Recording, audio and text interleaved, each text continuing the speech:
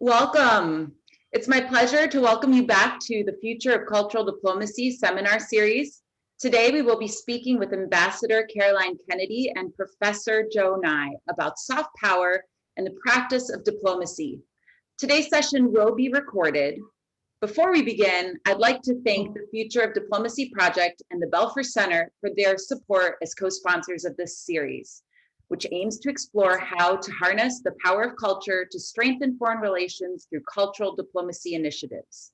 I'm Carla Dirlikov Canales, and it's my great pleasure to turn to Ambassador Nicholas Burns, professor at Harvard's Kennedy School and faculty chair of the Future of Diplomacy Project, who will be introducing our guests and will be co-moderating today's session.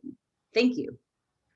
Carla, thank you very much. Good afternoon, everybody. It's nice to have all of you with us. I want to pay tribute.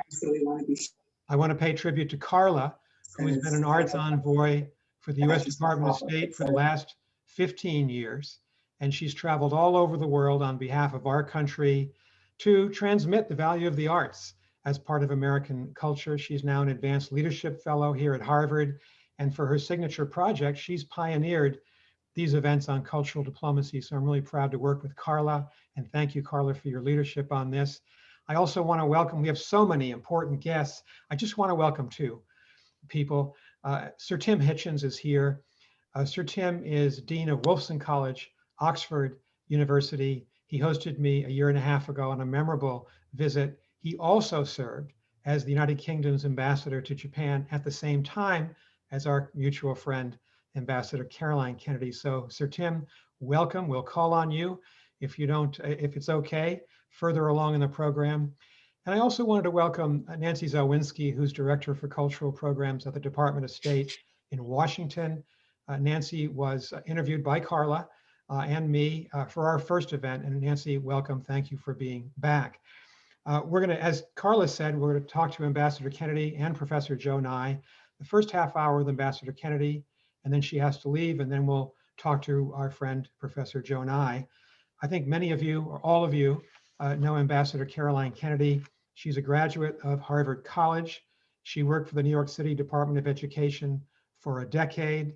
She served with great distinction as the United States Ambassador to Japan for President Barack Obama from 2013 to 2017. And we'll talk today about how she thought about cultural diplomacy, about soft power as part of the job that she and her staff had in bringing us closer to Japan. Caroline has done so many things in her life. She's an attorney. She's the author of 11 books. She started an international poetry exchange between students in New York City with students in Japan, South Korea, and the Philippines. We're really proud of her association with Harvard. Caroline, welcome back. Great to have you with us. Thank you. It's great to be here. Hello, Ambassador Hitchens. He set the standard in Tokyo because he, first meeting that we had, of course, did his own interpretation into fluent Japanese. And so that left the rest of us having to work extra hard on our cultural diplomacy. So it's nice to be on the same Zoom call with you, Tim. Caroline, I remember we had breakfast at Henrietta's Table Restaurant, which is the unofficial restaurant of Harvard University in the Charles Hotel, just before you went out to Japan in 2013. And we were talking about this amazing job to be ambassador of the United States, which really encompasses all the activities between the two governments, but it also encompasses the relationship between two societies and two peoples. And you had thought a lot at that point, as I remember, about that part of the job, cultural diplomacy. What were your ideas going out to Japan, and how did they change while you were there in Tokyo? Well, I guess I had studied some Japanese art and culture during my time as an undergraduate at Harvard, and Japan was one of the places that I had been on our honeymoon. And so I was so excited with the opportunity to serve in Japan and to learn more about their culture. And I think that there really are two aspects to cultural diplomacy. One is obviously to represent and show the culture of your own country to the people of your host country, but also to learn and show as much interest in the culture of the country that you're serving in. And I think that for me, that was a special opportunity being in Japan, and also because I was able to build on the longstanding many programs that have been developed over the years between the United States and Japan, cultural exchange programs. So there is a long tradition of cultural institutions visiting Japan, whether it's the Boston Symphony or the New York Philharmonic or dance, and more contemporary artists as well. So it's in Japan really, there's just really so much. And I think that each ambassador probably has their areas of interest that they focus on. I think my predecessor probably had been more focused on business and economic exchanges. And so I think everybody in the cultural community was very excited to have somebody who was interested in the more of the cultural side of things. So part of culture obviously is sports. And when we had our breakfast that day, I mean, both of us belong to a rarefied club called Red Sox Nation. And if my memory serves me correctly, I think the Red Sox had 2 or 3 Japanese players on the Red Sox in 2013. Was that part of how you? And they won the World Series, and so they came to Tokyo and they brought the numbers from the their numbers from the green wall scoreboard, and so that was, I think, early on in my tenure, and of course set me off to a very good start. And also later in my tenure, I was able to lead the Japanese delegation at the Special Olympics International World Games. So I think that there's a real opportunity to connect something like sports. Obviously now we have the Olympics and Paralympics coming up, at all levels, and use it to promote a larger set of values here, and that are maybe not that are emerging in Japan, like disability or LGBT or things like that they're very interested in learning more about how we have those communities are represented here. We've also talked in the past about the fact that PT 109, the fact that your father was a combat veteran of the war in the Pacific, that he suffered injuries, fatality among the crew in a collision with a Japanese destroyer, and you were able to contact the wife of that captain of the destroyer, and that became a national event in Japan. If you want to tell us about that. I knew that my father, obviously, his legacy is, he's admired around the world, but I didn't realize how deep an affinity for President Kennedy there was in Japan. And partly because of his war service, but also because his presidency coincided with sort of Japan's emergence onto the global stage after kind of rebuilding after the war. And so people there, it's an older population, really remember my parents, remember that time. And so I think that was also something that was helped me a great deal in Japan, because I think people felt like they knew me. So in addition to being the first woman, I think I was the first child of a veteran of the Pacific. And so it was incredibly moving to me, because the war still is quite visible in Japan, and much more so, I would say, in many ways than here. And his service and the fact that he had wanted to go to Japan as the first state visit of his second term meant a lot to me. And so I was eager to see if there were any connections that I could make. And I discovered that his widow was still living. The captain of the destroyer was named Captain Hanami, and I thought another interesting parallel that really sort of shows how much more we ever have in common than divide us, is that he also had returned home after the war and entered public service and had become the mayor of his town. So so people had heard of PT 109 here and in Japan, but they didn't know, and I didn't either until I looked into it, that President Kennedy and Captain Hanami had corresponded throughout the 1950s. They had written many letters. My father had invited the crew of the Japanese destroyer to the inauguration. I think they were afraid to come, but they stayed in touch. And she showed me a picture that she had that my father had inscribed to her husband. And it said, to Captain Hanami, late enemy, present friend.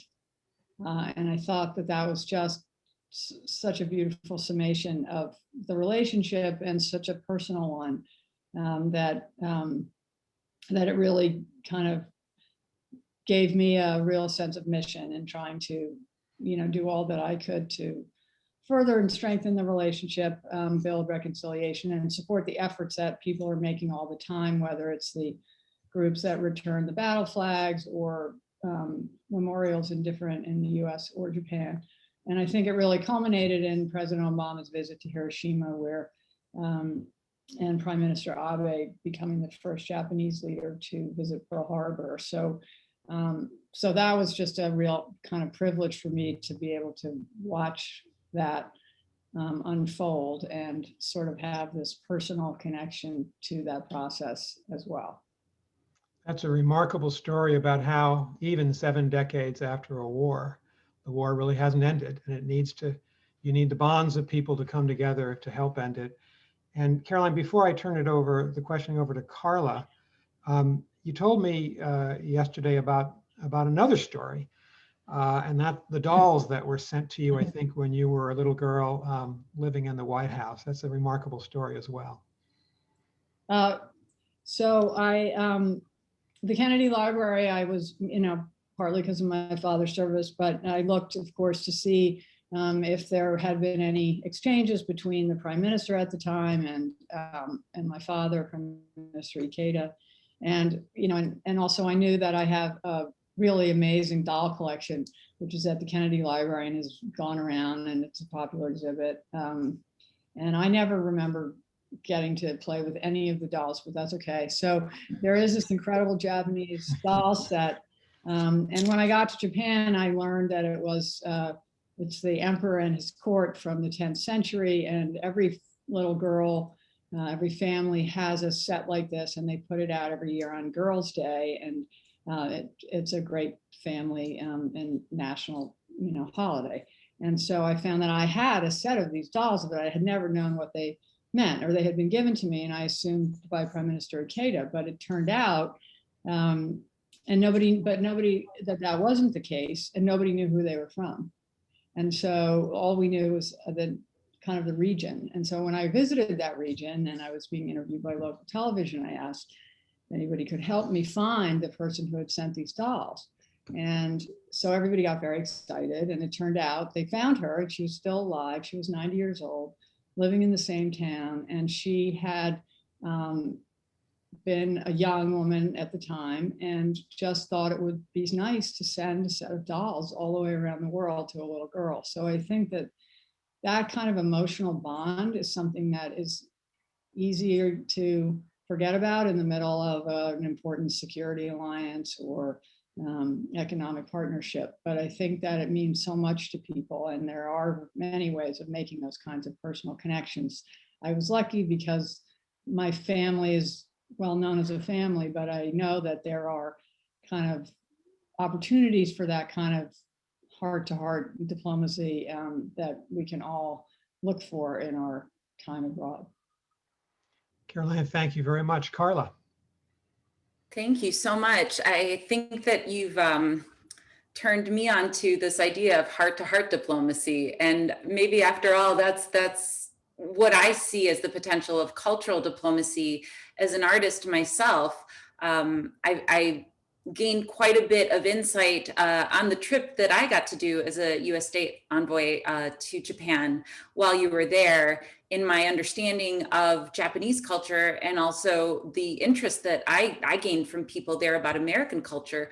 So I'm curious, given your experience as an ambassador in Japan, I wonder if you could offer any views on what kind of emerging challenges that we're facing in the US, particularly that the diplomatic community is facing. How could we benefit from an expanded focus on cultural diplomacy or heart-to-heart diplomacy, if you will, this power of storytelling. How do you think that the arts could help us in terms of UN foreign policy objective goals right now? And what role could the arts play? Well, I think that in such a politicized time, the arts really do bring us together and speak, while Stephen said the poetry is the language of the human heart. So I think that it's easy to say they sometimes are kind of come afterwards, but I think also American diplomacy really needs to look for ways to reach a younger generation and go beyond the people who are traditionally interested in I don't know, ballistic missile defense or all the other wonderful things that we do. But so I think the arts has a huge role to play in cultural exchange, student exchange. It's absolutely critical. And I think that we have so many new art forms here, and there are around the world. Actually at 2:30, I'm sorry I have to leave early, but I'm going because we're having a practice for our spoken word competition between the US, Japan, Korea, and the Philippines. And I think that just getting high schoolers together to learn more about each other, each other's lives, each other's interests, it will help them to solve problems, work across differences here in our own country as well as when they go abroad, because none of the problems we face today can really be solved by one country alone. So I think our kids need to learn to work. And I think America is so fortunate because we have every community within our own community. And I think that's something that these things can, even though we're isolated now, there are opportunities to develop those kinds of activities and for our diplomats to, reach out to younger audiences as well as the more traditional and well-developed channels that they use. Thank you. And thank you for sharing the stories as well. I feel that your advocacy, not only of this type of diplomacy, but of the storytelling and the personal one-on-one connection is something really inspiring to hear about. Ambassador Burns, would you like to open it up to questions from the audience? I think we should do that. And so I think people know Zoom, how to ask a question on Zoom. You just go and press the raise hand button. We'll call on you. Carla, I think you'll do the honors here. We'll call on you. If you cannot manage that, just wave at us and we'll go to as many questions as we can before Ambassador Caroline Kennedy has to leave at 2:30 p.m. I think we have a question from, is it Sama Kuba? Am I pronouncing that correctly? Yeah, that works. Thank you. Hi.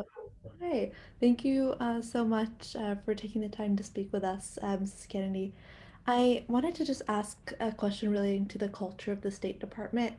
I very much agree with you the importance of cultural diplomacy, but something that I often hear about is the culture in the State Department that prizes political affairs over cultural diplomacy. So I wanted to ask you, what's something that the State Department can do to make sure that cultural diplomacy is taken as seriously as political affairs? Well, I want to hear Ambassador Byrne to answer that as well, but I think that for younger diplomats to be encouraged to, to be out of the office and exploring the culture of the countries they're in is really important. And of course, government to government and political diplomacy is critical. But there is a long-standing tradition of cultural diplomacy at the State Department, and every embassy has a cultural affairs officer. And so I think that now I think hopefully that area of activity will be emphasized. And I think the State Department is, I think, very receptive to people taking initiative in that area. So I'm hopeful that we can continue the great work that was started, long ago. And jazz musicians and others have artists. Arts and Embassies is a well-developed program.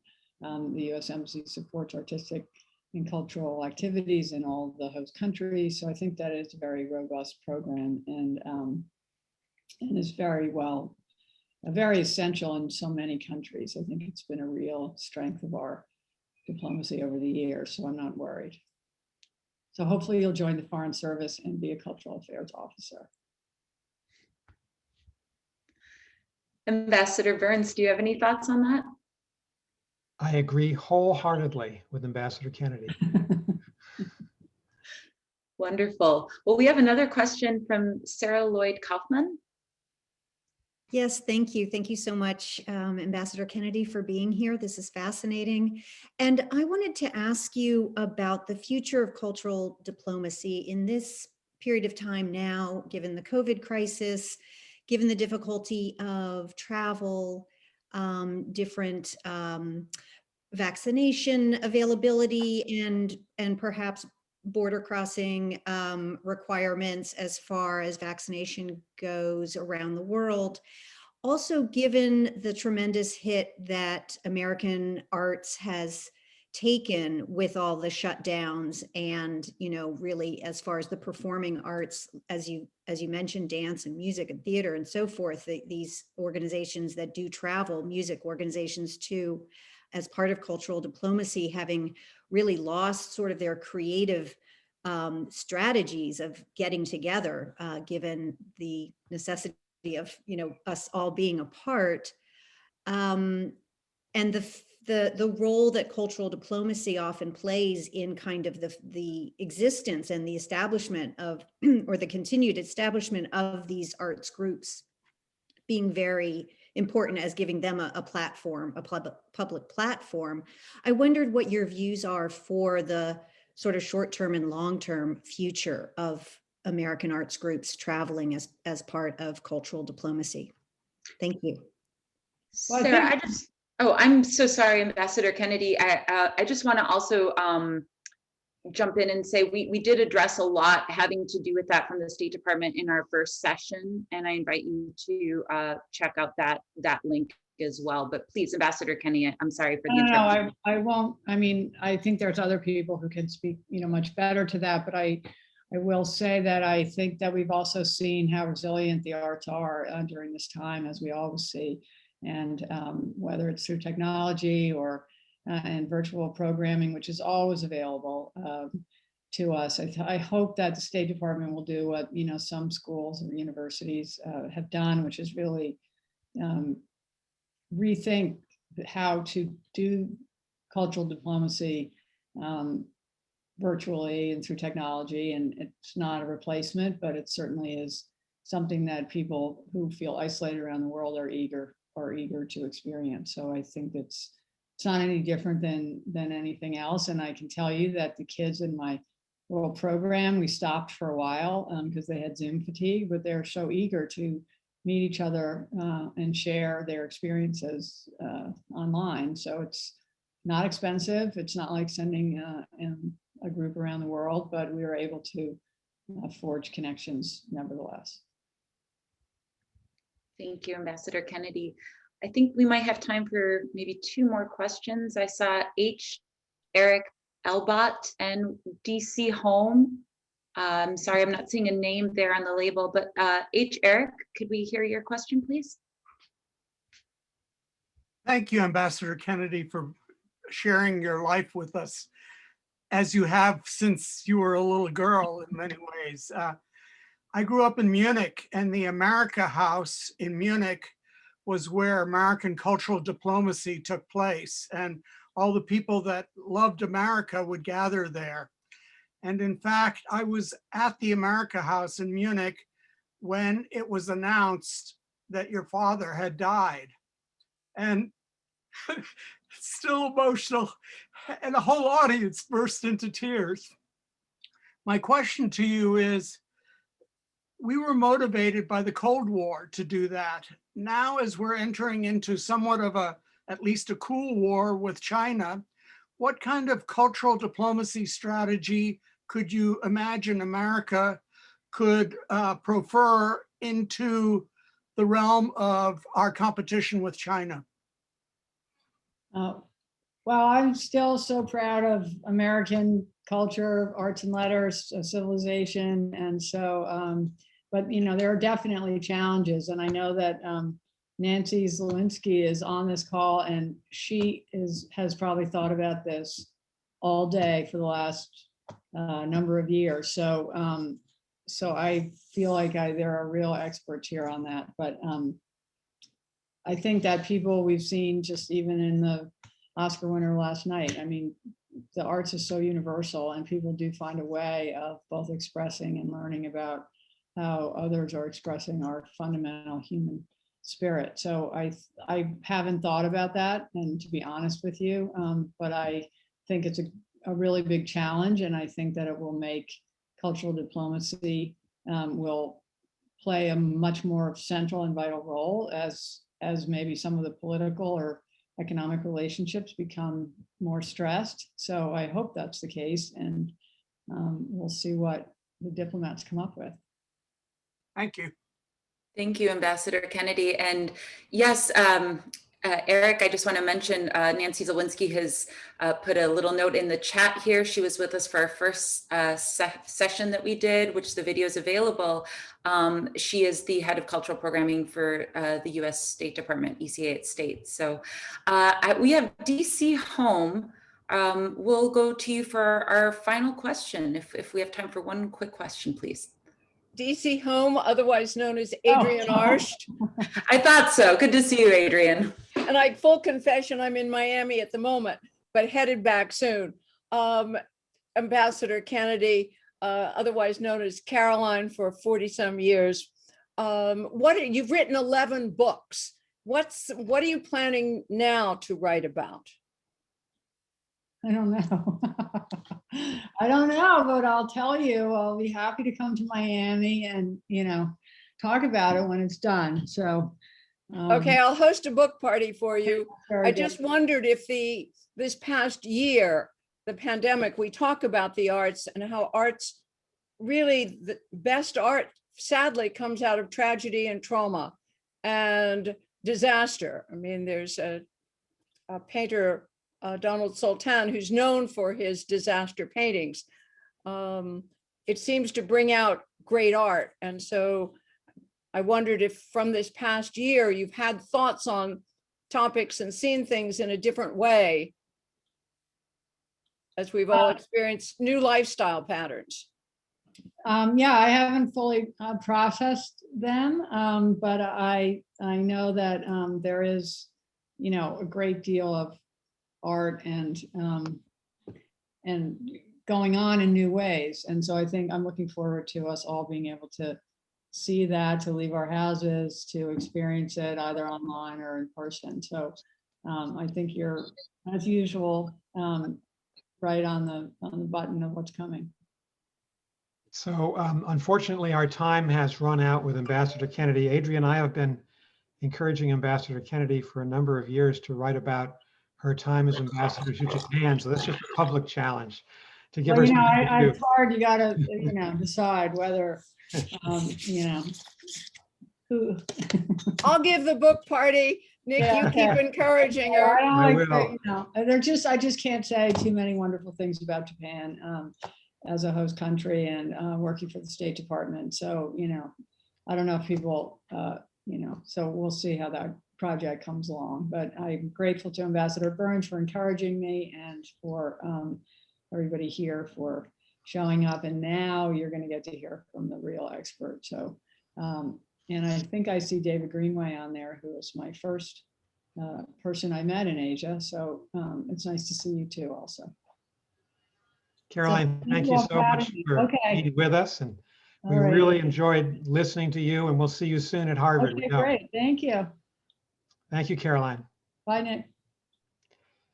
So we're going to transition now to talk to Professor Joe Nye, who I think is well known to everybody on this Zoom call. Professor Nye, I'll say this as his friend, one of the great political scientists, one of the great thinkers that the United States has produced in the last half century about America and the world.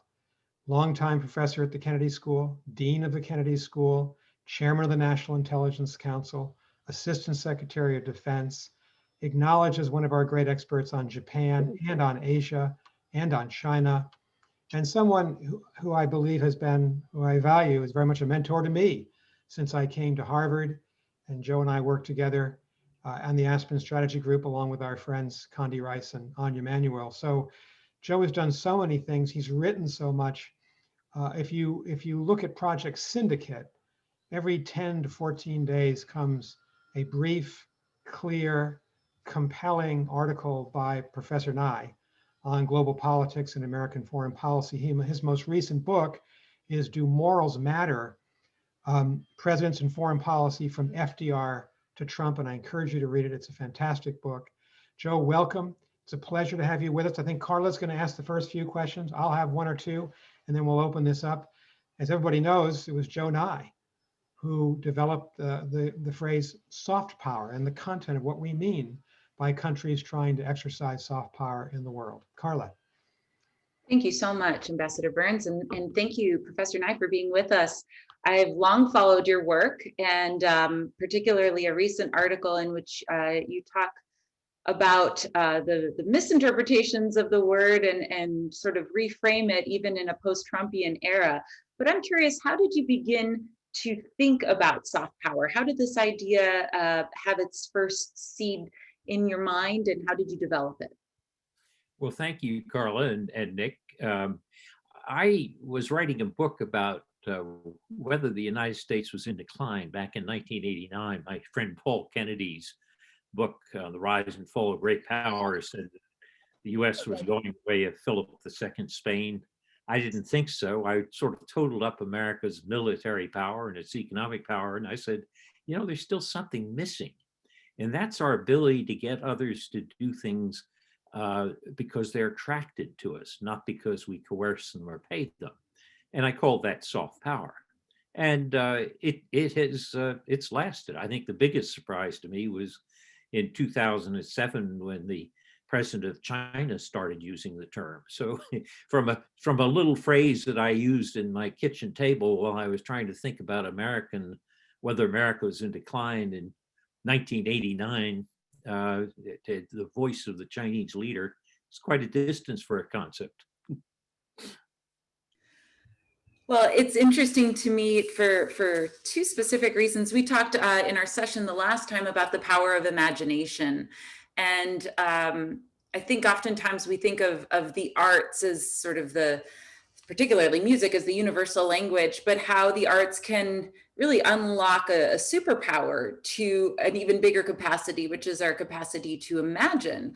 And it seems to me from what I've read about you that you value that capacity of imagination, as you do obviously in your definition of soft power, the value of attraction. And so I just wonder if you could speak a little bit to where you see this going, where you can imagine the future right now in the post-Trumpian era, given some of your recent comments regarding the Chinese, particularly Ai Weiwei, some of the things that you've said to students recently. Where do you see this going in the future for US-China relations? Well, I think there is a competition between the US and China on soft power. We see this in what's sometimes called vaccine diplomacy, of trying to curry attractiveness by providing vaccines. But there's more to it than that. It really goes to your point about imagination. A lot of a country's soft power comes not just from what the government does, but from its civil society, which is where artists play such an important role. And the problem that China has in exercising soft power is the concern about tight party control on everything undercuts their own capacity to produce soft power. So if you look at, take Ai Weiwei, who you mentioned, here's a genius, a brilliant artist. And by basically locking them up and exiling them, they deprive themselves of that attractiveness that comes from producing an Ai Weiwei. For all our faults and flaws, and we certainly have many in the United States, expression and imagination and letting civil society flourish is really our strong point. Well, and I understand that you yourself are also an artist in that you've written a mystery book. So my final question before I turn it to Ambassador Burns is, when is the next mystery book coming? Well, I wrote a novel called The Power Game, a Washington novel about what happens when the CIA decides to try to blow up a nuclear plant in Pakistan, and what's that do to friendships and the moral aspects of it.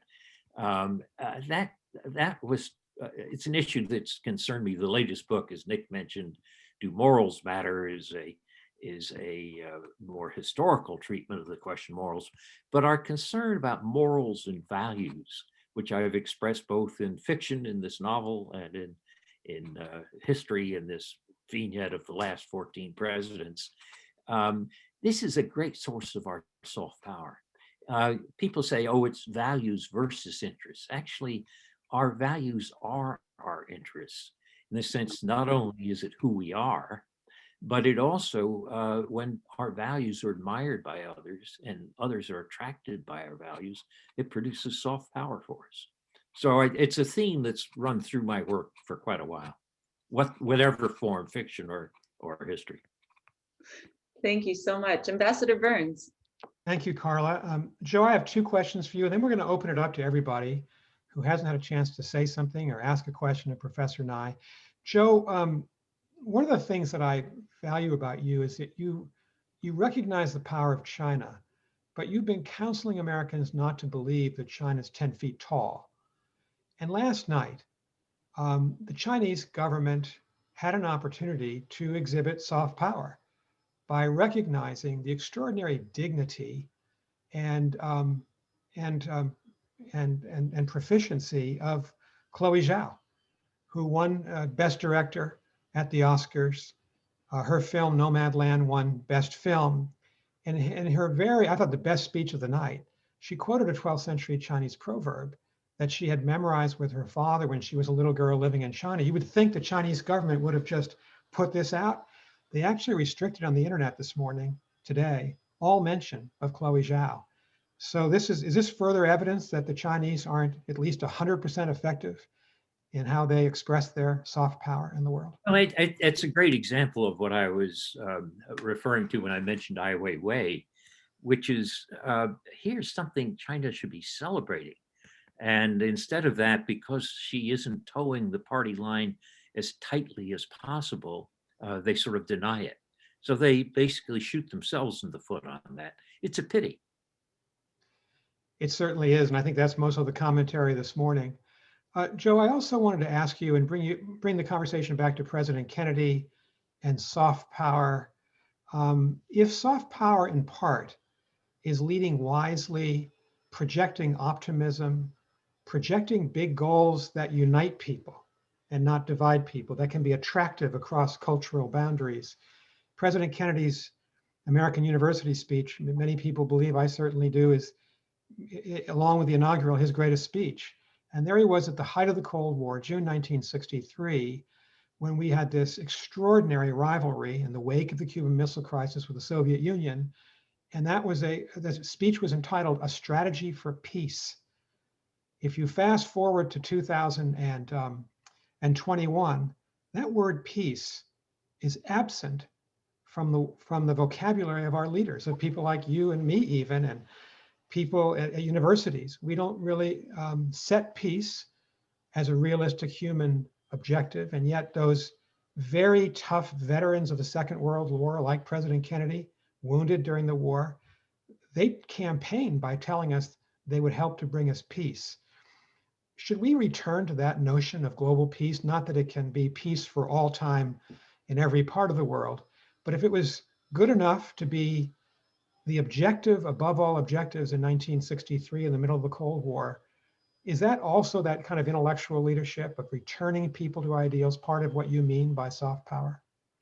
Well, it is, Nick. And when you were mentioning what Kennedy did and his understanding of soft power's ability to get what you want through attraction, remember that in addition to the great speeches you mentioned, he also created a Peace Corps.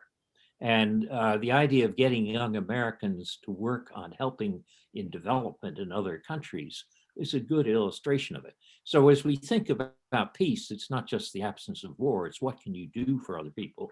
A great measure we could take now would be to actually send vaccines to poor countries which don't have the capacity to protect their people. We have enough vaccine. And if you look at the fact that we're living in an interdependent world where India or places in Africa aren't able to cope with the virus, eventually that's going to come back and hurt us. We should use the example we had from the Marshall Plan after World War II, which was we gave away 2% of our GDP to help European recovery. That was good for us. It prevented communists taking over Europe. It was good for the Europeans, and it created a great deal of soft power.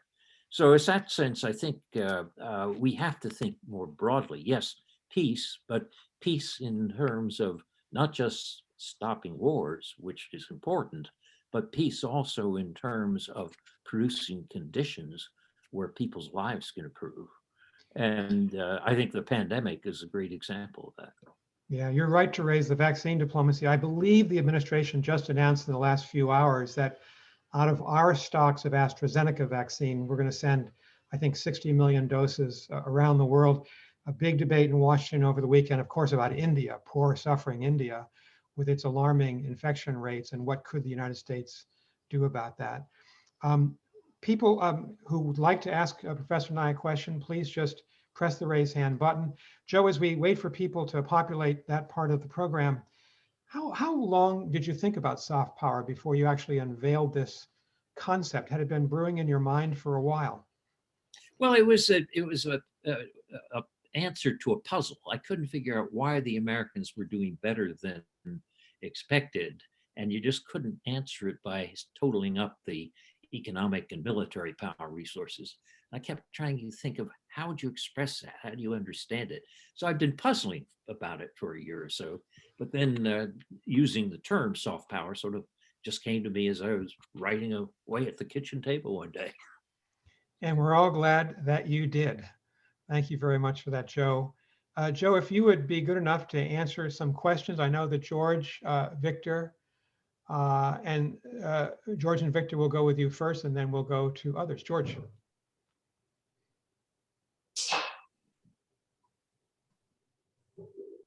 Hi, George, please ask your question. Are you unmuted?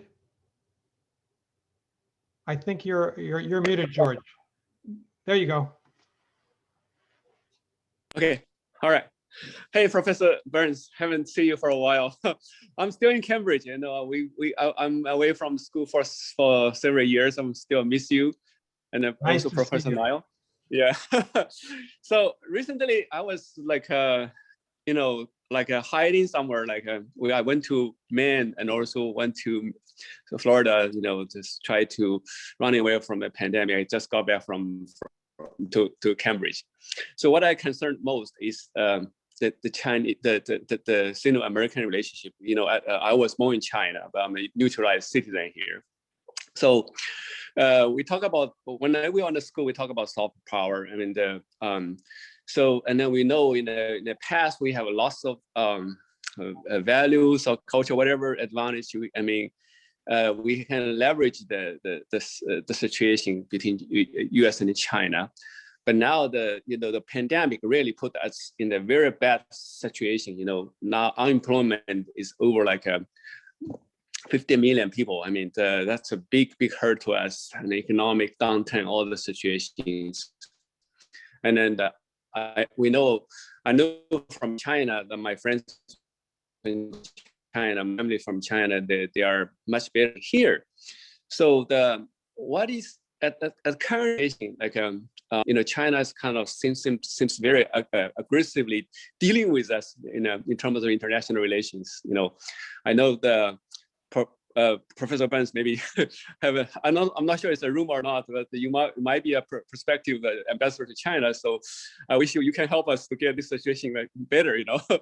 So I think my question to Professor Joe, and what is the current, or real soft power or leverage we can leverage with China at this moment?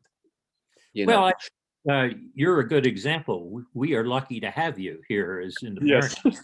But we also have about 350,000 Chinese students who come Right. and study at American universities, including the daughter of the president of China, Xi Jinping. The Right. fact that there's an attraction that makes people want to come to the United States means that the harsh rhetoric we hear Right. when we talk about, let's say, freedom of navigation of the South China Sea, Right. is supplemented by this people-to-people relations. A lot of soft power comes out of those person-to-personal contacts.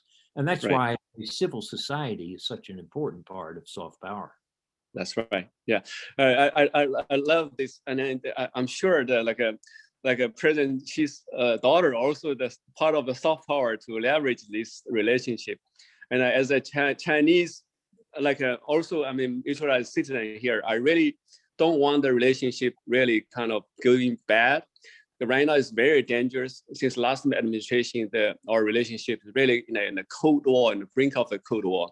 So I really wish we can do something to help mutually build up the mutually trust relationship. This is very, very important. And I wish Professor Benz maybe do more for us in the future. Let's go. George, thank you. Let me go to Victor and then Nancy. Victor, please. Thank you. Good afternoon, and great to see my two great professors, Professor Nye and Professor Burns. I wonder if you can share your thoughts on the role of the Fulbright program regarding to soft power. Thank you. Well, it's nice to see a former student. And Fulbright programs have been extremely important for the reasons I just gave. They've provided that kind of contact back and forth at people-to-people relationships, which was a great insight of Senator Fulbright. He'd been a Rhodes Scholar at Oxford before World War II. He understood the importance of being a student in another country. And the fact that he institutionalized that, so both at the level of students and postdoctoral fellows and visiting faculty, these have been great aspects of soft power. Thank you very much, Nancy. Do you think that soft power can be leveraged to overcome vaccine hesitancy here? Because the threat of getting sick doesn't seem to be enough for some people. Well, soft power is the ability to get what you want through attraction rather than coercion or payment. So the extent to which you have a political leader or a scientific leader who attracts people so that they trust him or her, that can help overcome vaccine hesitancy. Dr. Fauci has played an important role in that. And we're hoping that we'll also see it from the top levels of the political class as well. Anli, and then Arishi, and then Luciana, and then Juliet, in that order on my screen. Anli, please. Ambassador Burns, and thank you, Professor Nye, for being here. And my question is, I have just followed by the Fulbright question. I had scholarship from Department of State with Gilman Scholarship, CL Critical Language Scholarship, and National Language Initiative for Youth. And I studied Arabic in the Middle East and France. So my question is, I've got the language skills. Thank you for the Department of State. But what I've seen is that when I return as US citizen, come back with this experience, I face this, I wouldn't say cultural shock, but it's very hard to convey my experience to Americans around me without having them to have that immersive experience. And what they are mostly learning about the rest of the world is from media. So my question is, really, how can the new public policy, which is the soft power and soft public diplomacy, work with the international press to really help to convey this message through cultural exchange or those kind of message instead of being portrayed of more of like threats or something that's we're dealing with? Well, we have various programs for bringing foreign leaders to this country, young leaders, before they're well known. And when you look at the prime ministers and presidents of other countries, it's extraordinary to see how many of them have been on these young leaders programs that have been by the State Department. In addition to that, you have a number of programs that are supported by nonprofit organizations and foundations to bring young people together, both bringing foreigners here, but also taking Americans overseas. I'm a firm believer that when you have more of these personal contacts, you have a much better sense of what's interesting about other people. You might not like everybody, but you're more likely to be attractive if there's a personal relationship. As one person once put it, who went to the Salzburg seminar, which was a place where Americans and foreigners met in Europe at Salzburg.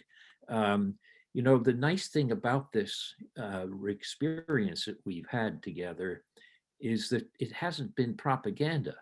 Or maybe another way of thinking about it is the best propaganda is not propaganda. Thank you very much. Arushi.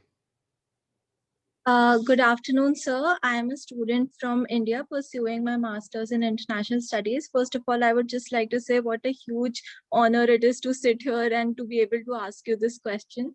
So my question is, what in your view would be the role of soft power in the post-pandemic world, where the nations are more explicitly nationalistic interests oriented? And how, and is it going to be conflicting in any way? Like we can see the current pandemic situation where we can see an emergence of vaccine nationalism. So what would be your views on this? Well, we have to realize that soft power is not alone sufficient. We live in a world where hard power is important as well as soft power. The interesting question is whether we can combine the two so that they reinforce each other rather than cancel each other out. To show you an example of canceling each other out, when we invaded Iraq without a Security Council resolution, there was an enormous drop in our attractiveness in other countries. That's a case where our hard power was very present and strong, but the use of it undercut our soft power.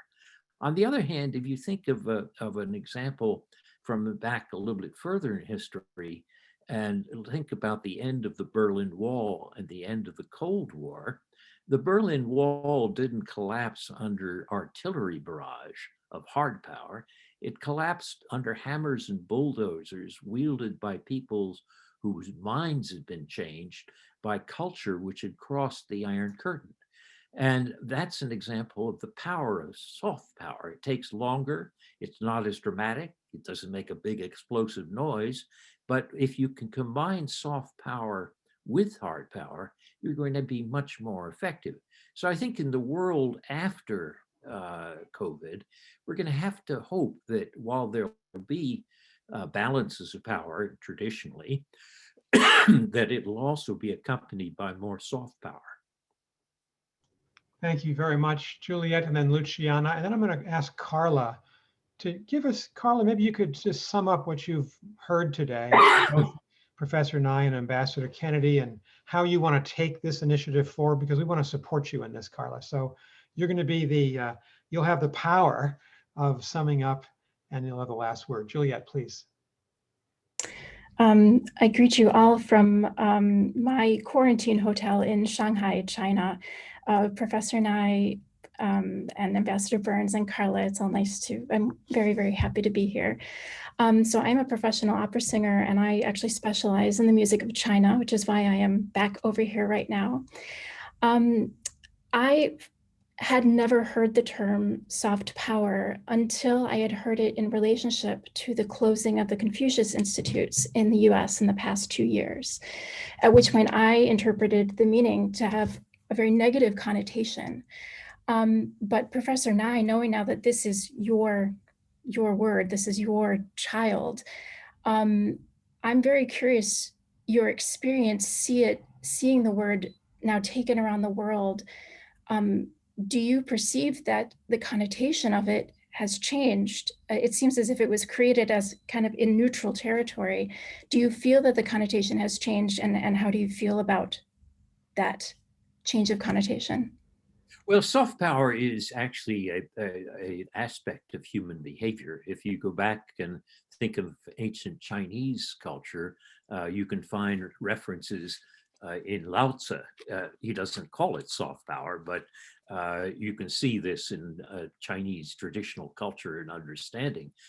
On the Confucius Institute question, to the extent that Confucius Institutes really teach Chinese culture and language in American and other universities, that's a good thing.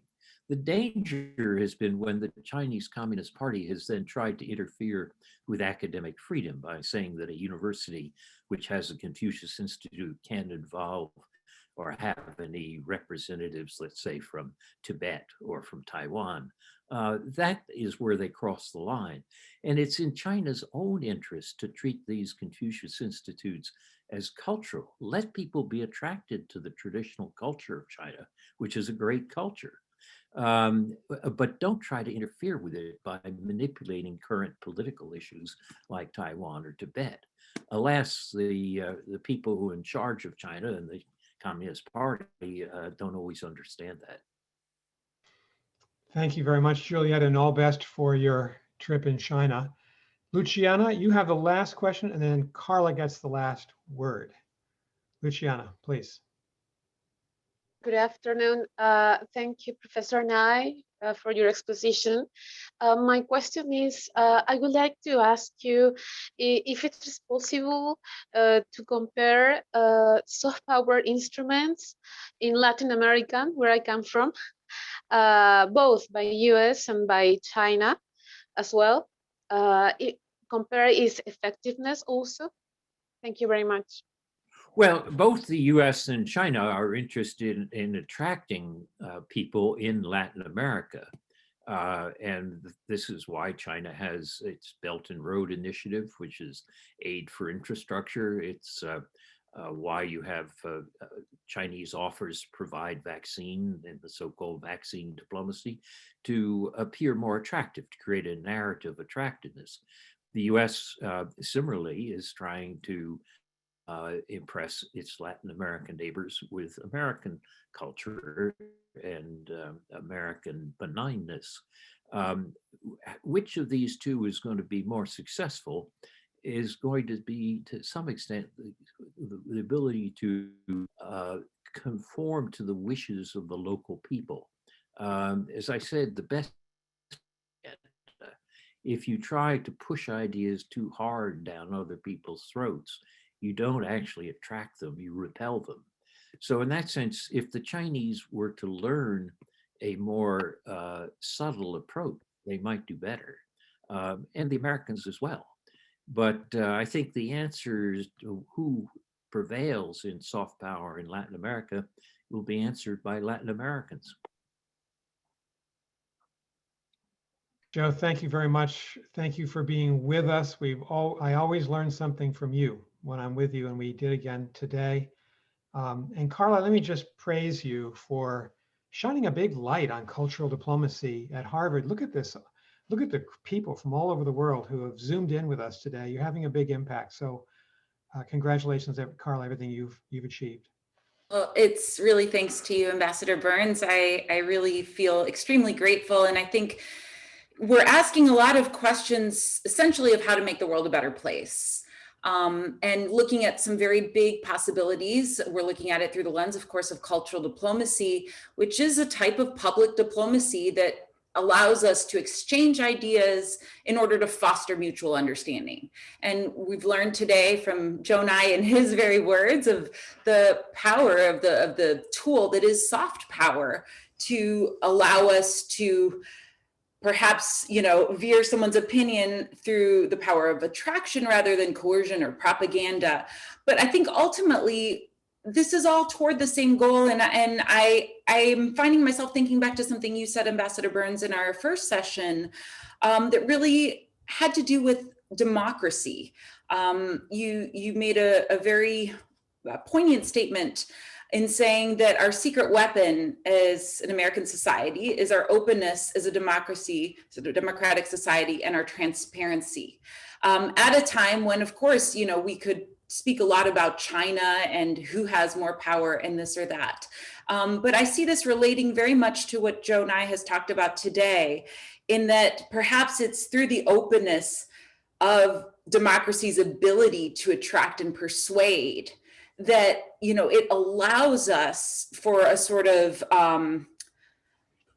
product of soft power that's intrinsically tied to our democracy. And that's why it's so important to me that artists and the arts and cultural diplomacy work in tandem with the diplomatic community, the policy community, because ultimately, once again, we're all here to try to make the world a better place, to try to make our communities better.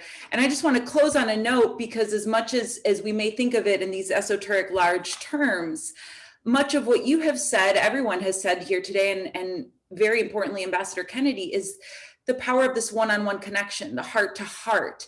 You, Ambassador Burns, gave me the opportunity to dream this out loud and create this platform, and here we are. And I think that power of kindness, or just showing a helping hand, or, you know, cooperation from one person to another, can in effect make a difference today. So for all of us here, many of whom I've known a long time, Juliet and I were at Interlochen together in our young teens, and Adrian Arsh, of course, in DC. Thank you for being here. Two sort of housekeeping notes. One, we really do want this to be a community of shared ideas, comments, questions, and I know there were many in the chat today we could not get to. Please, I invite you to fill out our survey. We're looking to hear from you. What have you seen that works? What doesn't work? Who are the leaders in this space that you'd like us to know about? And secondly, I'm thrilled to announce publicly our third session will take place on June 2nd. The details are in the chat. We will be hosting Director General Azoulay of UNESCO. So really looking forward to that conversation, and hope that you'll be with us. Hope you'll register. You can register today. Thank you so much, Professor Nye. It's really a dream come true to be on the screen with you. And I will be looking for your next mystery book. I hope you won't let us down. And above all, thank you so much, Ambassador Burns, for your leadership, your support of this project, and for hosting us here today. Thank you, Carla. Thanks everybody for being here. Thank you, Joe.